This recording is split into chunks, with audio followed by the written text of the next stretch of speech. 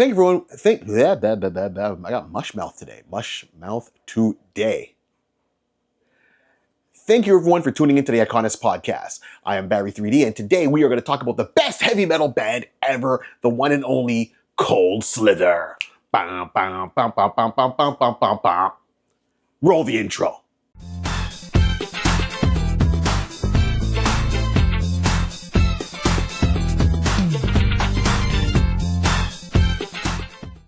Hey everyone, once again, thank you for tuning in. This is the iConis podcast. Remember, like, subscribe, and share. Don't let the show be a secret.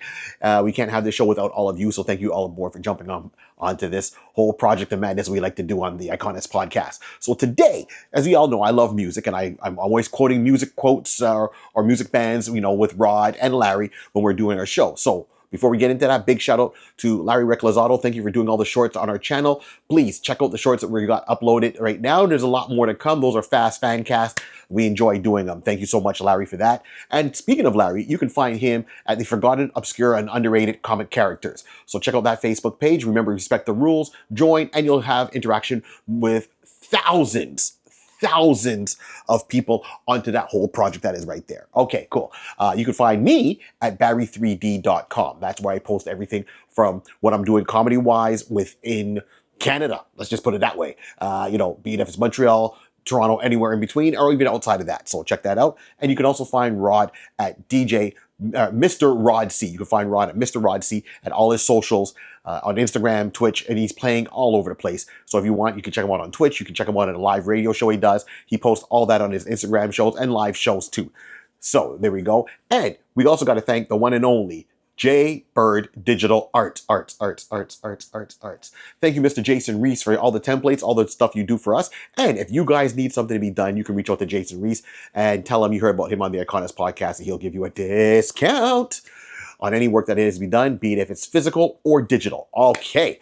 Now, as you saw from the opening, we are going to talk about who? We're talking about Cold Slither. Why Cold Slither? Why not?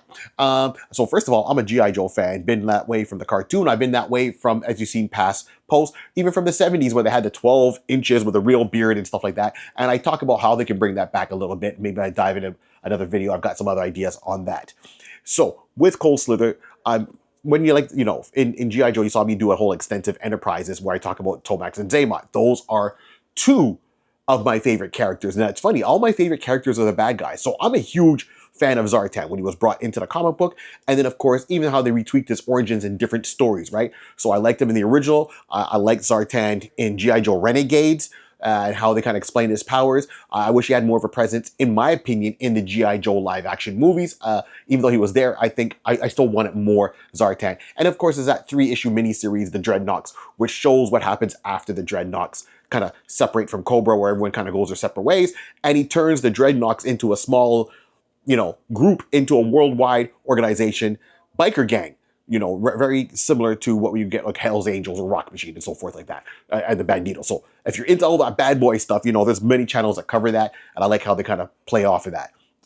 So we know back in 1985, it's almost like 20 years ago, G.I. Joe cartoon was running, and I believe it was in one of the later episodes, episode 51 or 52, they came up with an episode called Cold Slither, and the whole premise of it was the fiscal year. Very funny that Cobra kind of adheres to the fiscal year as a terrorist group. And they were transferring funds over, and it was Major Blood and Firefly that was doing that.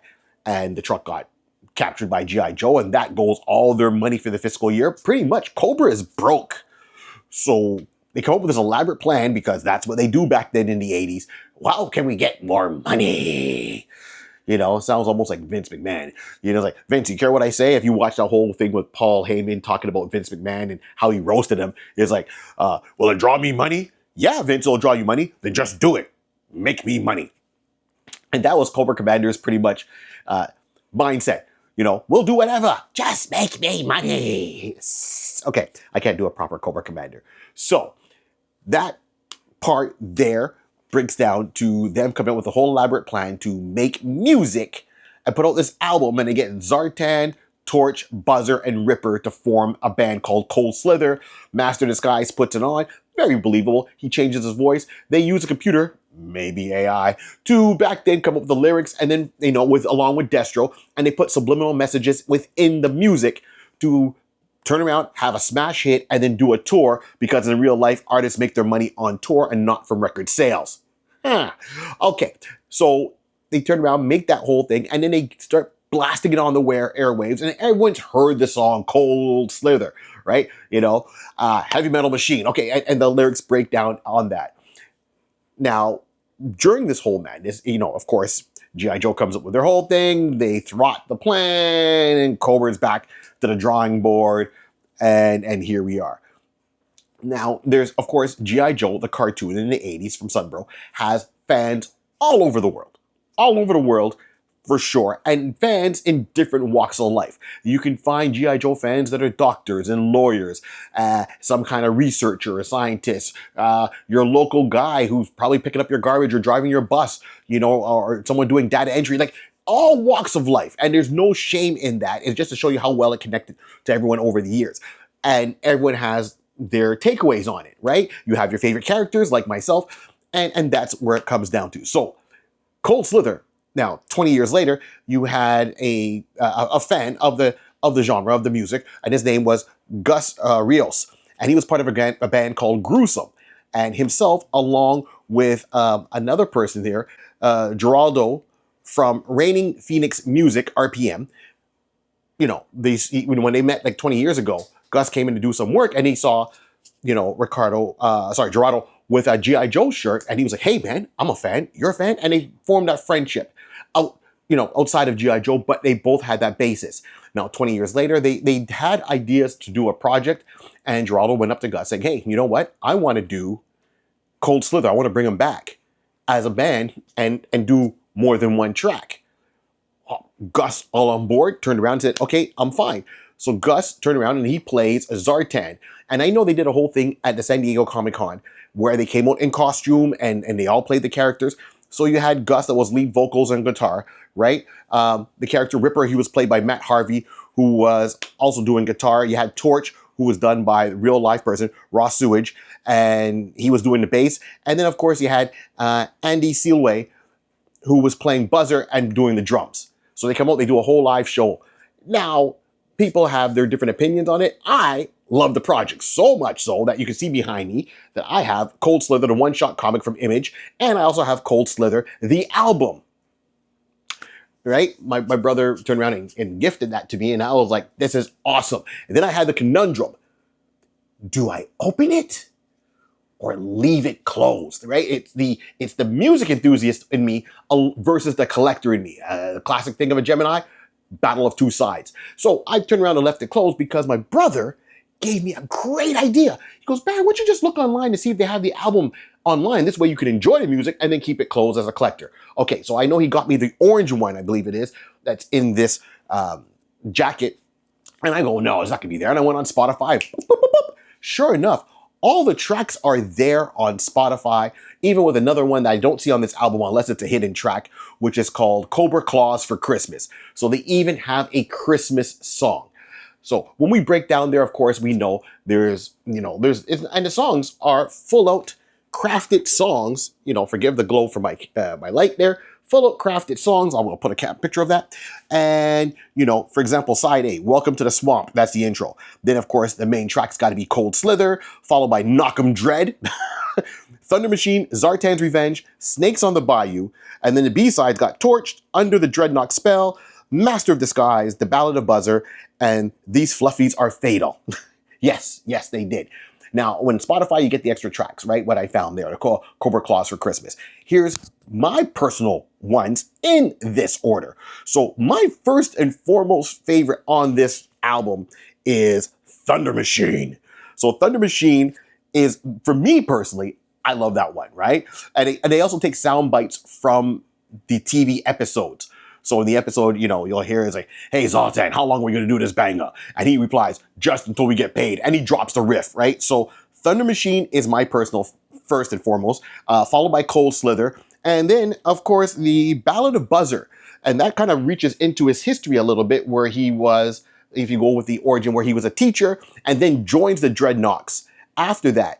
And he uses the line, I was once a man, which references G.I. Joe, the movie, where Cobra Commander gets turned from more of a humanoid into a snake. I was once a Okay, so this is where I'm on board with. Now, here's the other thing. I mean, the one-shot comic book, it kind of does a variant universe in G.I. Joe, and they've only done that one once as a two-parter where it was Steeler and some of the other members go to an alternate Earth. And the reason I remember Steeler is because he was feeling depressed about being on G.I. Joe and why they're fighting Cobra. And then they end up in a different dimension, an alternate universe, where Cobra won and G.I. Joe was still like captured and running underground.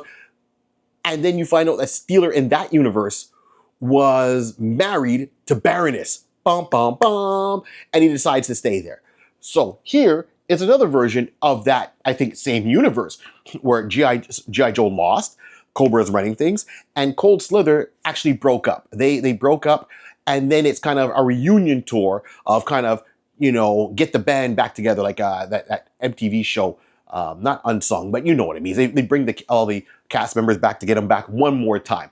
So Zartan goes with an interviewer and he said, hey, let's go and meet them today where they're at, you know, and I believe Torch is at home and he's got a very normal life in the suburbs, you know, the Buzzer's gone back to being a teacher, right? It's very like, oh my gosh, okay. And then Zartan gets them back together and they do a reunion tour. Now, reunion tours are huge. They're big right now. That's what's making a lot of money because it brings back all that nostalgia. And people say, okay, you might laugh at the name Cold Slither. Hold up, right? I'm sitting here in my Guns N' Roses t-shirt, right? I love my classic Guns N' Roses. Okay, we're good. But let's go a little bit further. Kiss, that's right, went on a reunion tour. That seems to never end. Okay, good for us.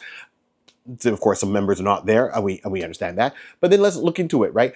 If you had to go to a show, and this is how I like to play it off, and you walk into this place and you simply see who's on the venue. You're here, all right, man, who's on the venue? Oh, man, we got Rat. We got Scorpion. Oh, okay, cool. We got Motley Crue. All right, cool. We got Cold Slither. All right. The name fits that 80s hairband genre at the time. If you look at all your 80s hairbands back then, okay, I called out Rat. Like, yes, you would turn around and when you think twice about it, when I'm driving down the street and I get out of my car to go to work, people are like, hey, Barry, what album are you listening to? I walk by Straight Face and I'm like, Cold Slither. They're like, oh yeah, cool. They don't know, most of them, what Cold Slither is. You might get the odd person going, is that something from G.I. Joe? And I'm like, uh-huh. And I just keep walking, but the rest of them are like, yeah. The lights are on, but nobody's home, right? Because they're not sure what Cold Slither is, and they're thinking, I'm being serious about it. So I like to kind of poke fun at that, people. So if you run into me on the street, and you hear me blasting music and I'm rocking out, most likely it's the Thunder Machine. Hopefully don't catch me in traffic when I'm playing that. And I am going to tell you straight face, Cold Slither, and walk away, knowing that you don't probably know who I'm referencing. Now, the cool thing, not a cold thing, but maybe a bit of both, about the whole spot is everyone has their favorites, and I mean those are the breakdowns. But then there was cameos, which was funny to me back then, and even more so now in that G.I. Joe episode, right? So you had Muammar Gaddafi that was in that episode, okay? You had Fidel Castro that was in that episode. You had Ayatollah Khomeini was in that episode. These are real people in this episode. And they're not the nicest ones. So it makes sense they would work with Cobra. But it blows my mind that it'd be behind a band of, yeah, subliminal messages? Sure. And like, Barry, could that happen today? Shoot, we all listen to Milli Vanilli. All right, okay, all right then. All right, and if you didn't, you definitely know of them. Okay, there's some lip syncing going on there, and your favorite stars probably have lip sung a show here and there, right? Because when that was a whole big controversy. So I have to say, if you are a fan, right? And this is all brought back together because the G.I. Joe Classified line has been doing so good. It's kind of got a popularity back up and people more excited that they've kind of adding more to nostalgia and world building. So here's my thing. Don't trash the music. Just understand where it's coming from, enjoy it, and like me, add it to your collection. So if you have the G.I. Joe Classified figures of Cold Slither, you're almost there. If you got the one-shot comic book, you're almost there. If you got the album, you're pretty much there. If you got it on your phone, on your Spotify list, you are there. And if you've listened to Rat, Kiss, Motley Crue, Guns N' Roses, Scorpion, here I am. Okay, you're there. Let's have a little tongue-in-cheek moment and enjoy it for what it is. And my friends, thank you for very much for tuning in. And if you're a Dreadnok fan, then of course, go and check it out. And of course, what's the best thing to do? Go and pick up the book. Go down to your local comic book store and tell them you want a copy of certain things. Support the comic book store. Support the books that support the industry that gives us all this stuff to talk about. And keep in mind, we have a coffee page. We have a Patreon page. And on that note, my name is Barry 3D from the iConis podcast. Thank you very much for tuning in. And this whole world was started by a pencil, a piece of paper, and lots of imagination. Voila. Bye-bye. Dun, dun, dun, dun, dun, dun, dun, dun, dun, dun. Here we go.